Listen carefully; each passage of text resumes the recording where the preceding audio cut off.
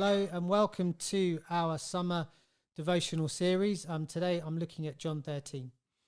Now, you might have heard of the Sultan of Brunei. He's one of the richest people ever, and he's royalty, and he behaves like he's royalty. He's got over 600 Rolls Royce. He's got a fleet of Ferraris. He's got Bentleys. He's got a private jet that's filled with gold and crystal. He's got a house of 1,700 rooms and 300 bathrooms, and it even costs him $20,000 if he's going to get his hair cut.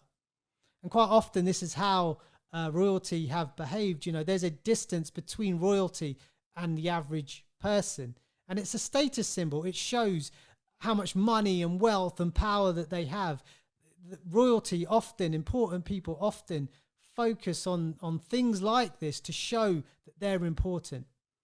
But what about Jesus? When Jesus was here, how did he behave? How did he seek to gain status? Well, in John 13, we read that Jesus washed the disciples' feet. Now, that sounds a bit weird to us. What does that mean? Well, in the Middle East, it was a time when there wasn't Ubers, there was no buses, there were no trains. People used to walk, and it was a dirty and dusty environment, and people used to wear sandals, so their feet used to get filthy and disgusting.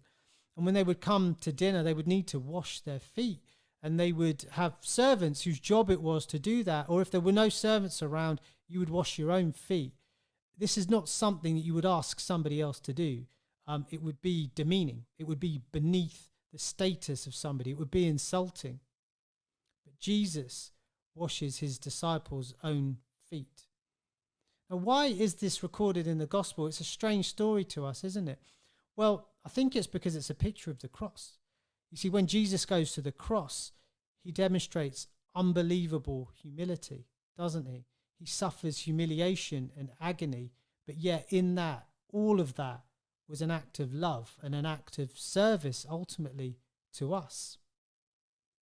And the washing of the disciples' feet is a picture of ultimate humility that Jesus displays on the cross. And when he finishes washing the disciples' feet, this is what he says. He says, "Now that I, your Lord and teacher, have washed your feet, you should also wash one another's feet." You see, he tells us to wash each other's feet. Now, what does that mean? Does that mean that we physically have to wash each other's feet? Well, thankfully, I don't think so. This is one of those things where we have to look at the cultural context. But the message behind it is absolutely relevant to us. How do we wash each other's feet metaphorically? You see, I think what it means is that we have to display a humble heart. I think that what Jesus is saying is that we need to be serving each other humbly, serving our church humbly. Each one of us have been given gifts and resources and talents, but it's not given to us. It's actually given for the benefit of the church. We're called to use our gifts and our talents and our resources for the benefit of the church.